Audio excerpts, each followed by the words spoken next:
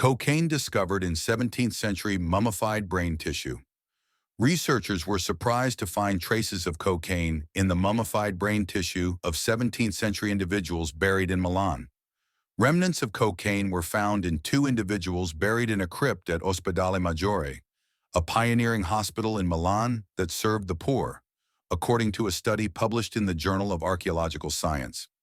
Among approximately 10,000 individuals buried in the crypt, researchers examined the brain tissue of 9 people who died at the hospital in the 1600s and were naturally mummified. They conducted toxicological analyses using mass spectrometry, a technique that identifies the chemical composition of samples by measuring the mass of individual molecules. This analysis revealed 3 key molecules, cocaine, hygrine, and benzoylecgonine, in the brain tissue of 2 individuals. The presence of hygrine indicates that the cocaine in their tissue came from the consumption of coca leaves. Consuming cocaine salts, a method commonly used in modern times, does not produce hygrine. Cocaine is extracted from the leaves of the coca plant, Erythroxylum coca, a shrub native to South America. When Italian explorer Amerigo Vespucci reached Venezuela in 1499, he observed indigenous people chewing coca leaves mixed with lime and roasted bark, according to the study. Later, the invading Spanish learned that the Inca Empire controlled coca fields and used them for religious, recreational, and medicinal purposes. The study highlights that the Inca people viewed coca as a magical plant capable of warding off hunger and thirst, inducing a state of excitement, and serving as a medicine, e.g., as an antiseptic, painkiller, digestion aid, and treatment for asthma, stomach pain, chest pain, wounds, nosebleeds, and vomiting.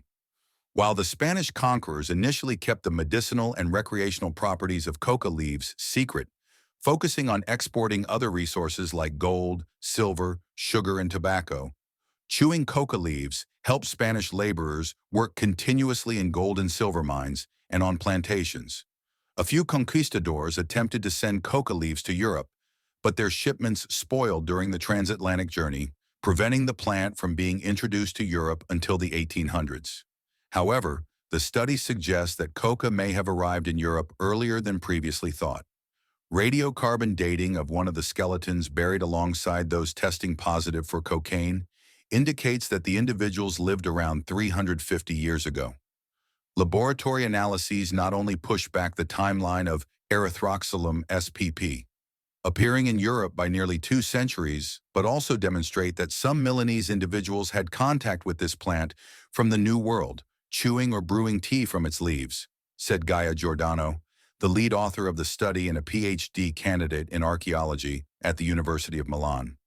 Hospital records from Ospedale Maggiore do not mention cocaine as a treatment until the 19th century.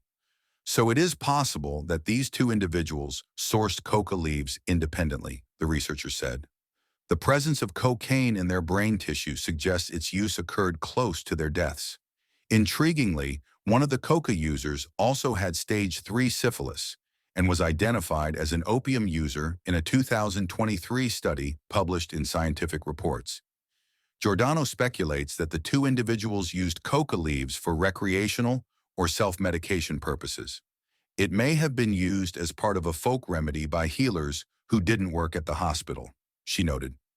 Since Milan was under Spanish rule in the 17th century and a destination for transatlantic trade from the Americas, it's possible that some coca made its way to Milan without the authorities' knowledge. In the centuries that followed, cocaine spread globally, becoming a widespread addictive substance due to its psychoactive properties, and one of the causes of 1 in 5 overdose deaths worldwide in the 20th century, the authors wrote in the study.